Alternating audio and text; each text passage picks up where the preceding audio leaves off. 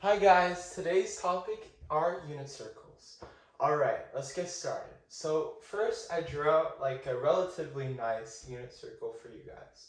So we have pi 6, pi fourths, pi thirds, pi halves, 2 pi thirds, 3 pi fourths, 5 pi 6, pi, 7 pi 6, 5 pi fourths, 4 pi thirds, 3 pi halves, 5 pi thirds, and then 7 pi fourths, and 11 pi 6, and then 0, or 2 pi. Alright, so, okay, cool. We have this great big circle.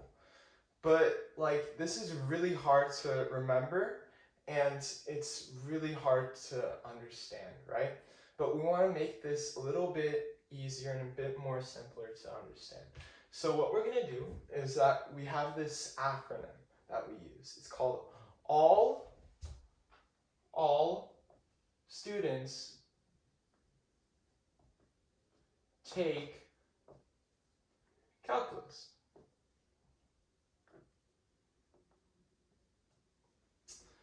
And as you know, in high school, everybody has to take pre-calc or calculus AB, calculus BC, whatever it may be, right? And this is just a quick way to remember, okay, unit circles, all students take calculus. But how can we implement that acronym into the unit circle? Well, we can put it in these quadrants, okay? So when I mean quadrants, I mean these like boundaries in the unit circle. So our first quadrant is right here, Q1. Okay, Q1 is just this area right here. Okay, and then we have a second quadrant. The second quadrant is right next to Q1, right? It's on the left side, so it's Q2, right?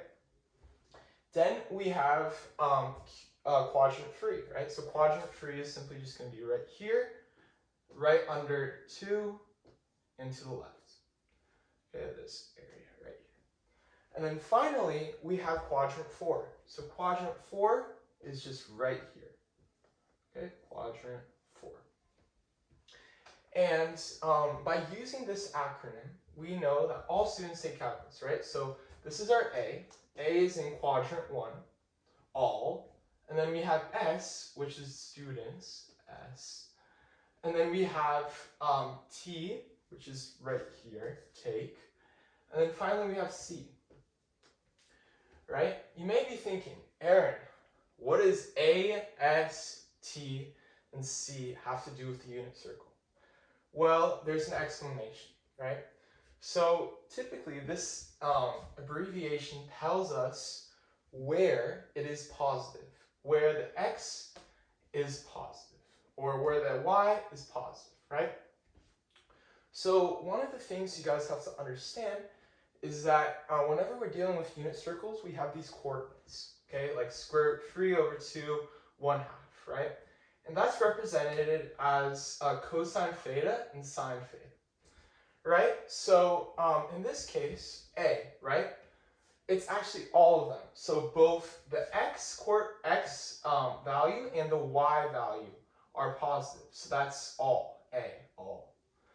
And then we have x, which is just sine, right? So sine, when is the y value, also known as sine theta, when is it positive? It's in quadrant 2, because A, S, T, and C, right?